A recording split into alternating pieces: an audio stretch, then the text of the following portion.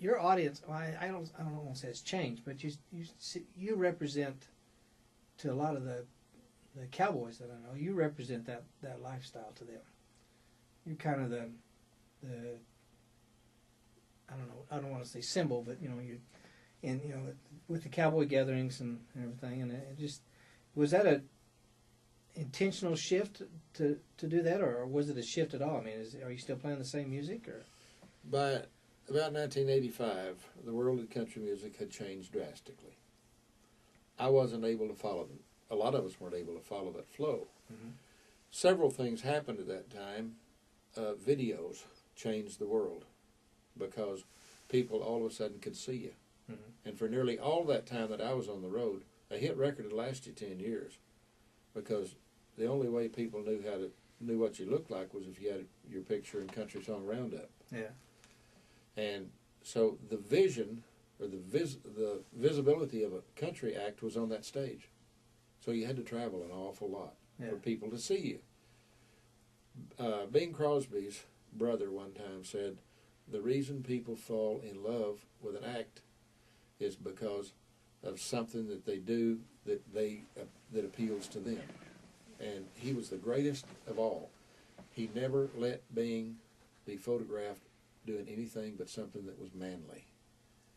And his whole deal was that the women are going to love him because he's a man, and the men are going to love him because he's doing manly things. Yeah. Well, that's what an act had to do out on the road. You had to do something that made the public fall in love with you. And superstars were slow to build. They were usually in their mid-40s before it really clicked. And then along came the video. All of a sudden, you had some young acts who were on the videos, and the kids fell in love with them. And the whole world of country music changed. Yeah. With that, a whole new surge of executives, younger executives, moved to the heart of country music in Nashville. Radio changed. It became younger. We used to have the disc jockey convention in Nashville, and every act would come in off the road during disc jockey week. We'd all do shows for the jocks. We'd present our new record for that time period. We'd hang out with them. They were our friends. And we'd go through a town. We knew every radio station, the manager, program director nearly of every country radio station in America. You'd park your bus out in front of the radio station. You'd go in and get on the air. Well, it was good for the act. It gave him visibility. It was good for the radio station because this act stopped by to see them. They were important. And it was good for the promoter because it gave you, the act, more visibility for the show you were doing. Then one day, it was like they dropped the curtain. Couldn't do that anymore. They didn't want to see you. Program directors were, very few of them were programming for their local station. They were programmed by a consultant somewhere in San Francisco or Baltimore or Chicago. And it was no longer local radio. It was just a genre.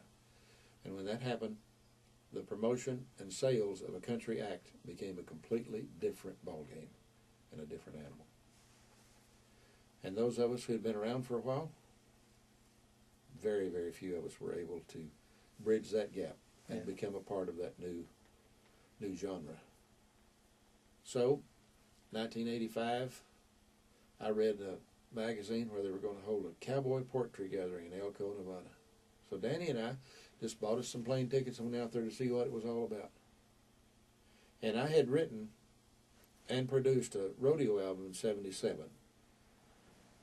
Just within the past 6 months has it been taken off the market.